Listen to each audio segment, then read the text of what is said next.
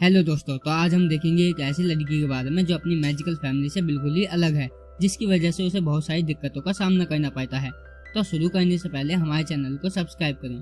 तो मूवी की शुरुआत में हम एक मिराबेल नाम की लड़की को देखते हैं, जिसकी नानी उसे अपनी पास्ट की कहानी बताती है कि कैसे वह अपने हस्बैंड और गाँव वालों के साथ मिलकर कुछ बुरे लोगों से बचकर भाग रहे थे और उनके 3 छोटे छोटे बेबी भी थे, जिनका नाम था जूलियटा, पीपा और ब्रूनो। उन्हें बचाने के लिए उनके हस्बैंड ने अपनी जान कुर्बान कर दी और उनके पास एक कैंडल भी थी, जो कि देखते ही देखते जादुई कैंडल में बदल गई और उस कैंडल ने एक मैजिकल घर बना दिया जिसका नाम कसीता था। फिर जब वह तीनों बच्चे बड़े हो गए तो उन्हें कुछ मैजिकल पावर मिलती है उस कैंडल के थ्रू। इसी तरह जनरेशन बढ़ती गई और वक्त के साथ सभी पीढ़ियों को मैजिकल पावर मिलती रही।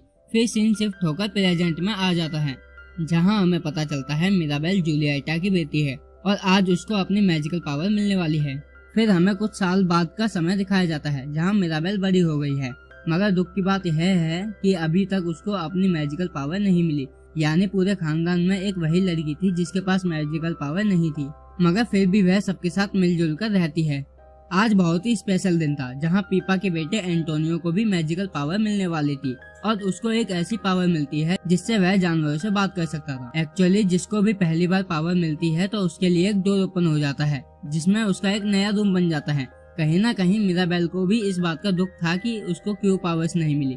फिर वह देखती है कि कसीता में क्रैक्स आने लगे हैं। असल में कसीता मिराबेल को इशारा कर रही थी कि आगे कुछ खतरा आने वाला है। इसके बाद सभी को वह बुलाती है और सभी वहां आ जाते हैं, मगर तभी वह क्रैक्स गायब हो जाते हैं। मिराबेल की नानी सभी को बोलती है कि सब कुछ ठीक है, हमारा कैंडल बहुत ही स्ट्रॉन्ग है, वो इस घर को कुछ नहीं होने देगा। फिर वह अपनी मॉम को भी यह सब समझाती है, मगर उसकी मॉम इन सब पर विश्वास नहीं करती।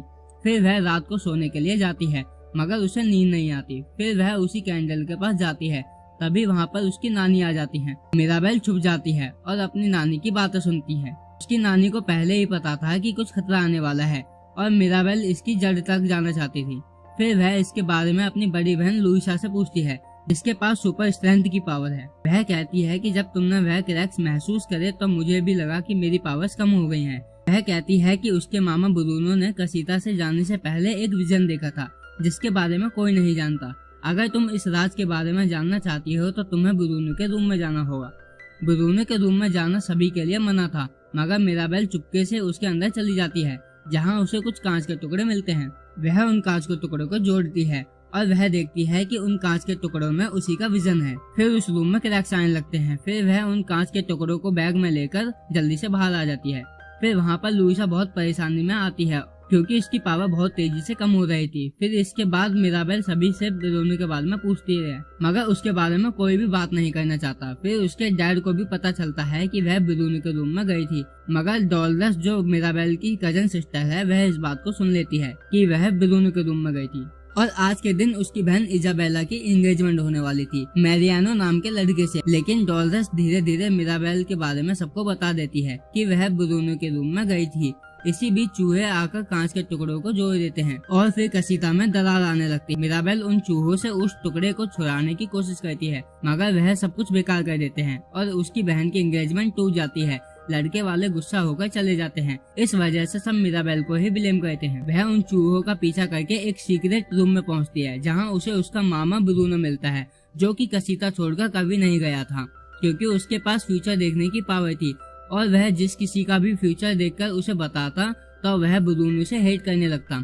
मिराबेल उससे उन कांच के टुकड़ों के बारे में पूछती है और वह बताता है कि जब तुम छोटी बच्ची थी, तुम्हें कोई पावर नहीं मिला, तब मैंने यह विजन देखा था कि वह कैंडल खतरे में है, मगर समझ नहीं आया कि तुम वहाँ पर क्यों थी। मिराबेल उससे कहती है कि आप अपने पावर से वह विजन मुझे भी दिखाइए ताकि हम कुछ पता लगा सके। फिर वह ऐसा ही कहते हैं और वह देखते हैं कि पूरा गाँव बर्बाद हो रहा है, जिसमें मिराबेल की बहन भी थी, जो कि उसे हक कर रही थी। ब्रूनो कहता है कि अगर तुम इजाबेला को हक करोगी तो सब कुछ ठीक हो जाएगा। उसके बाद वह इजाबेला के पास जाती है। वह उसे बताती है कि जिस बंदे ने मेरी एंगेजमेंट हो रही थी वह मुझे बिल्कुल भी पसंद नहीं था। मैं तो बस फैमिली के लिए ये सब कर रही थी, मगर तुम्हारी वजह से एंगेजमेंट टूट गई। मिराबेल यह बात सुनकर बहुत ज्यादा खुश होती है और वह दोनों डांस करने लगते हैं और एंड में हग भी करते हैं, जिससे वह सभी क्रैक्स ठीक हो जाते हैं। मगर तभी वहाँ पर उसकी नानी आ जाती है और मिराबेल को डांटती है कि तुम्हारी वजह से ही इजाबेला की एंगेजमेंट टूट गई और क्लैक्स आने की वजह भी तुम हो। लूसा की पावर जाना, ब्रूनो का कसीदा छोड़कर जाना, इन सब की वजह तुम हो। यह सब सुनकर मिराबेल को गुस्सा आ जाता है और वो भी उन पर गुस्सा करती है, जिसकी वजह से घर में क्रैक्स आने लगते हैं और पूरा घर टूट जाता है। मिराबेल उस कैंडल को बचा लेती है, मगर वह कैंडल भी बुझ जाती है और सभी की पावर चली जाती है। मिराबेल इन सब का जिम्मेदार खुद को मानती है और जंगल में जाकर एक नदी किनारे बैठ जाती है और रोने लगती है। तभी वहाँ उसकी नानी आती है और कहती है कि यही वह जगह है जहाँ मेरे हस्बैंड की डेथ हुई थी। उसकी नानी उससे माफी मांगती है।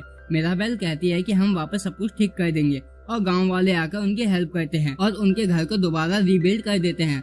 और जैसे ही मिराबेल डोर लॉक लगाती है, वह घर वापस मैजिकल हाउस कसीदा में बदल जाता है और सबकी पावर वापस आ जाती है और ब्रूनो भी सभी के साथ रहने लगता है।